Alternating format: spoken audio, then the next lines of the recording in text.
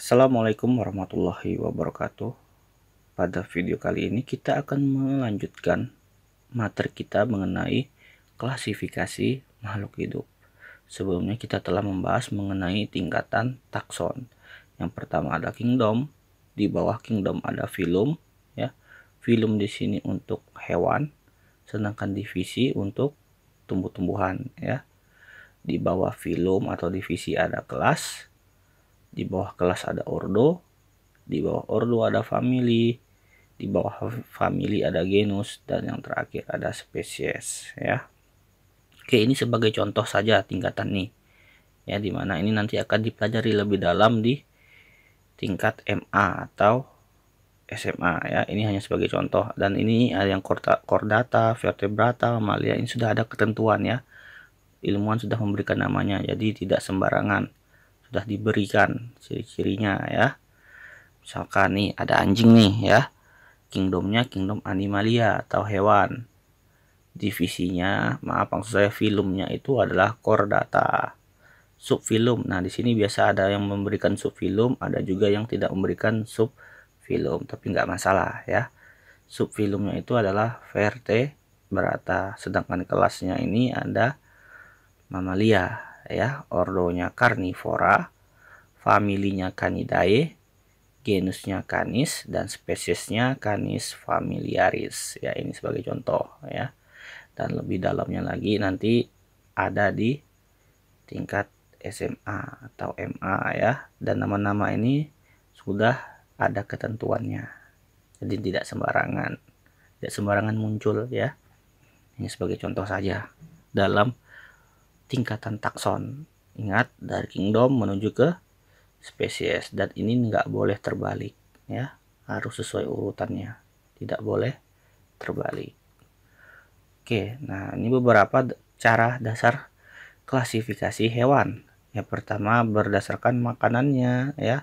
Ada hewan herbivora, hewan karnivora maksudnya, ya, dan hewan omnivora. Herbivora makan tumbuh-tumbuhan, karnivora makan daging, omnivora makan tumbuhan dan daging. Ini hanya sebagai contoh saja, sebenarnya masih banyak sekali, ya. Tidak hanya tidak hanya sebatas makanan, tapi ciri-cirinya seperti habitatnya dan lain sebagainya. Yang intinya dasar klasifikasi hewan itu melihat ciri-ciri dari hewan itu sendiri, ya. Nah, sedangkan dasar klasifikasi tumbuhan beberapa contohnya ada 3 macam nih. Yang pertama ukuran tubuhnya, habitatnya, dan manfaatnya, ya. Ini hanya beberapa contoh, sebenarnya masih banyak lagi, ya. Intinya klasifikasi dilakukan dengan melihat ciri-ciri makhluk hidup itu sendiri. Oke, langsung saja kita masuk ke kunci determinasi. Nah, di kunci determinasi inilah nanti kita akan mengelompokkan jutaan makhluk hidup itu ke dalam kelompok-kelompok, sehingga kita mudah untuk memberikan nama dan untuk mempelajari makhluk hidup itu sendiri, ya.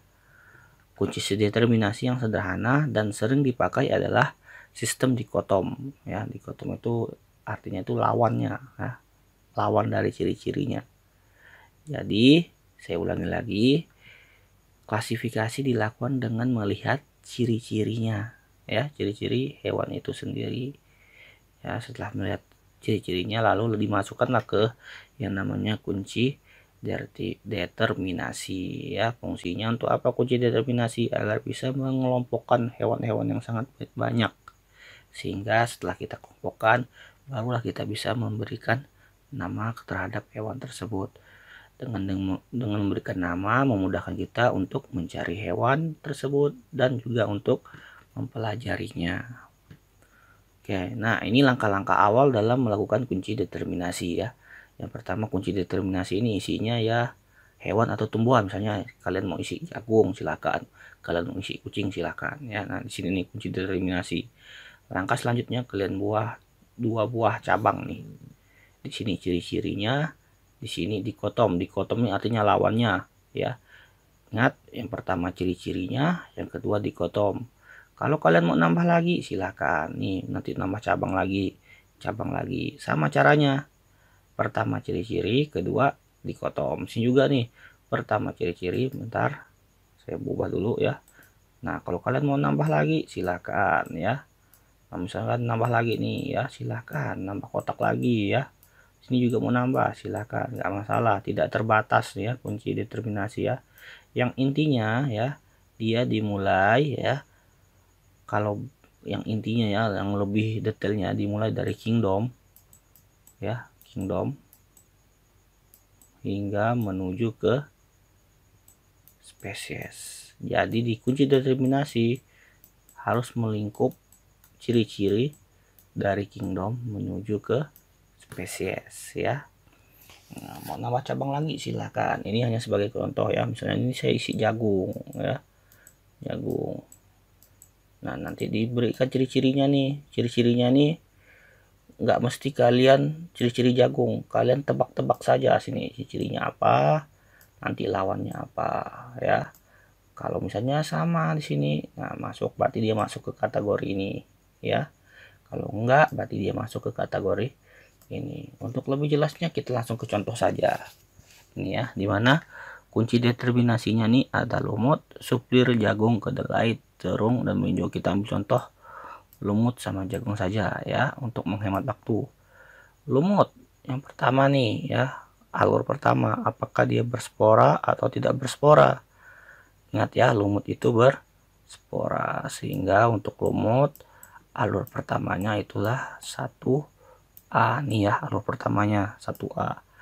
Habis 1A kemana nih ya, ke 2. Nggak tahu nih apakah ada 2A atau 2B ya. Kita lihat nih apakah lumut itu berbatang jelas atau tidak berbatang jelas. Jawabannya lumut itu tidak berbatang jelas, sehingga dia masuk ke 2B.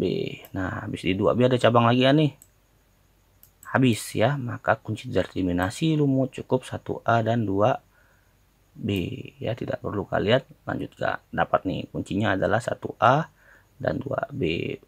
Pak, Bapak bisa tahu lumut itu berspora tidak berbatang jelas itu bagaimana? Inilah pentingnya kita mengenal ciri-cirinya ya. Makanya untuk dapat membuat kunci determinasi, seseorang harus memahami ciri-ciri dari hewan dan tumbuhan. Oke, contoh kedua adalah jagung. Jagung itu apakah berspora atau tidak berspora? Jawabannya jagung itu tidak berspora, sehingga alur pertama si jagung masuk ke 1B ya. Lanjut, habis 1B apakah dia kedua nih, kedua atau ketiga? Jawabannya dia cukup ke 3 saja ya, karena cabangnya hanya di 3, enggak di 2. Ini 2 ya, ini cabang untuk angka 3, langsung ke 3 nih. Apakah jagung itu berbiji tertutup atau terbuka? Nah, ini nanti biji tertutup terbuka nanti ada babnya tersendiri ya, nanti akan kita pelajari. Jawabannya jagung itu biji tertutup, sehingga alur berikutnya itu 1B. Ini 3B, berarti ini 3A ya. Oke, lanjut berikutnya habis 3A ya, ada cabang lagi nih. Nah, ini cabangnya menuju ke 4. Tidak tahu nih apakah 4A atau 4B. Habis berbiji tertutup, apakah dia berkeping 2 atau berkeping 1? Jawabannya si jagung itu berkeping 1, sehingga alurnya berikutnya adalah 4B ya. Habis 4B ini ada cabang lagi nggak? Ada cabang lagi nggak ada, berarti cukup seperti inilah kunci determinasinya ya. Untuk lumut cuma ada 2 alur ini, sedangkan untuk jagung ada 3 alur. Selain kalian membuat kunci determinasi seperti ini ya, bercabang-cabang, kalian juga bisa membuat kunci determinasi seperti kalimat seperti ini, 1AB, 2AB, 3AB, 4AB. Sebagai contoh ya, misalnya kita akan mengidentifikasi kunci determinasi udang ya. Nah, udang nih kuncinya apa saja ya. Ini siapa yang buat nih? Nah, ini angka apa, sifat apa, ciri-ciri ini yang buatnya adalah si peneliti ya, yang akan meneliti hewan tersebut. Tapi untuk kalian di tingkat SMP ya, nah biasa soal ini sudah menyediakan, jadi kalian tinggal menentukan saja kunci determinasinya seperti apa. Oke, kita akan mengidentifikasi udang. Yang pertama 1 ya, apakah udang itu masuk ke kategori 1A atau 1B? Ya, udang. Hewan tidak memiliki ruas tulang belakang. Apakah udang memiliki tulang belakang? Maaf, maksud apakah si udang itu tidak memiliki tulang belakang atau memiliki tulang belakang? Kalau misalnya dia memiliki tulang belakang, maka jawabannya langsung vertebrata, sehingga kunci determinasinya cukup 1B, yaitu vertebrata ya, vertebrata. Kalau misalnya si udang memiliki ruas tulang belakang, masalahnya ada nggak dia tulang belakang? Tidak ada, berarti kunci determinasinya adalah 1A. Apakah sudah berhenti? Tidak nih ya, di ujungnya ada angka 2. Ini artinya kita harus melanjutkan ke tahap ke angka 2. Kalau dia B, cukup langsung 1B, yaitu jawabannya vertebrata. Masalahnya dia itu 1A ya. Artinya kita harus melanjutkan ke angka 2. Oke, di angka 2 ini, apakah udang itu tubuh, kepala, dan dadanya menyatu, atau tubuh lunak, banyak mengandung lendir? Kalau jawabannya B, ya misalkan B nih, maka langsung moluska. Kalau udah seperti ini, apakah ada lanjutannya lagi? Enggak ya, artinya kita sudah dapat nih bahwa hewan udang itu termasuk ke dalam kategori moluska ya. Masalahnya apakah si udang ini punya tubuh lunak dan lendir? Enggak ya, si udang itu tubuh dan kepalanya menyatu, sehingga alur berikutnya adalah 2A. Lihat di ujungnya nih, wah ada angka 3 nih, berarti kita lanjutkan ke angka 3. Oke, udang, apakah udang mempunyai kaki 5 pasang atau pada kepala terdapat 4 pasang kaki? Nah, ternyata si udang ini ya memiliki 5 pasang ya. Silakan kalau nggak percaya, nanti kalau kalian ada beli udang ya, kalian hitung, pasti kakinya berjumlah 5 pasang, sehingga alur berikutnya itu adalah 3A. Kita lihat ujungnya, apakah sudah berhenti atau masih belum? Oh, ada nih 4 ya, berarti kita lanjutkan ke angka 4 nih. Lalu pada udang, untuk di kategori 4 ya, pada kepala terdapat 2 pasang antena. Yang B mempunyai sepasang mata besar dan beberapa mata kecil. Nah, apakah udang memiliki sepasang mata besar dan memiliki mata kecil? Kalau misalnya jawabannya ini ya, maka dapat kita simpulkan udang itu adalah arachnoida, masuk ke kelompok arachnoida. Tapi yang benar, udang itu adalah kepalanya terdapat 2 pasang antena, sehingga si krustasea lah jawabannya. Sehingga nih kunci determinasinya 4A, atau endingnya apa? Endingnya krustasea ya. Maaf salah nih ya, krustasea. Nah ya, alurnya 1A, 2A, 3A, 4A, kelompoknya adalah krustasea. Ini saya lupa nih, krustasea ini apakah kingdom, filum, ordo, atau genus ya. Nanti akan kita pelajari ya, krustasea ini masuk apa.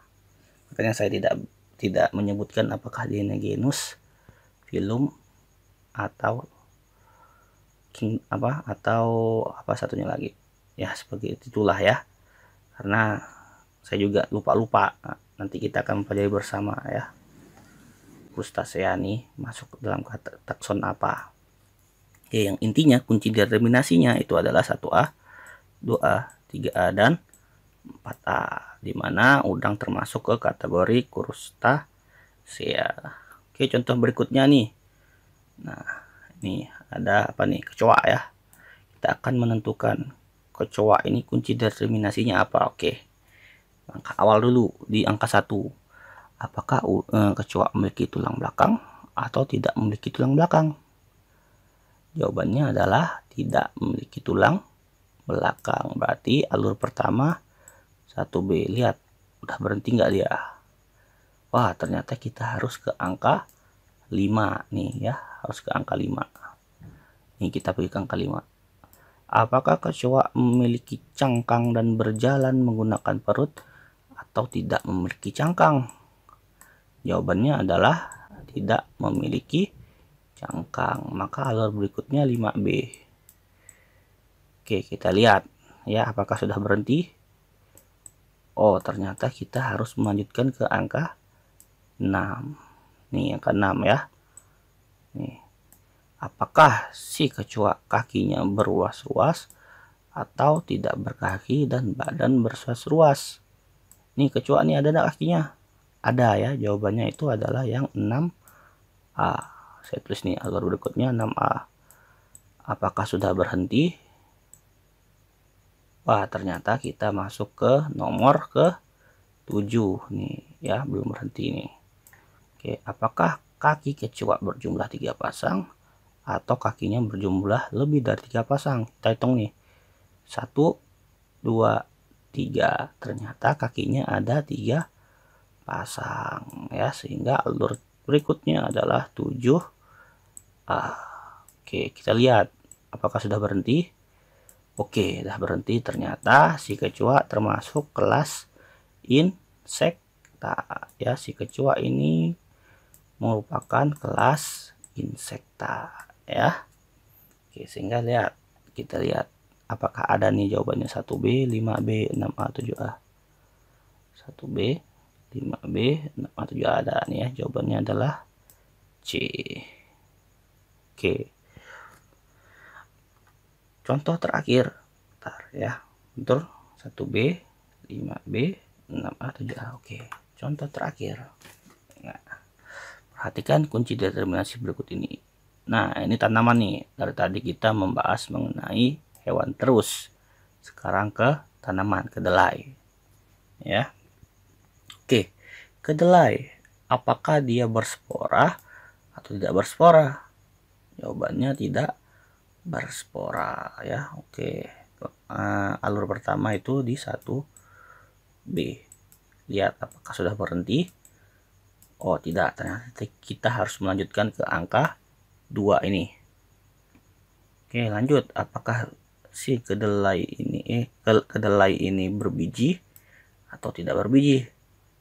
Jawabannya berbiji. Oke, alur berikutnya itu 2A. Apakah sudah berhenti?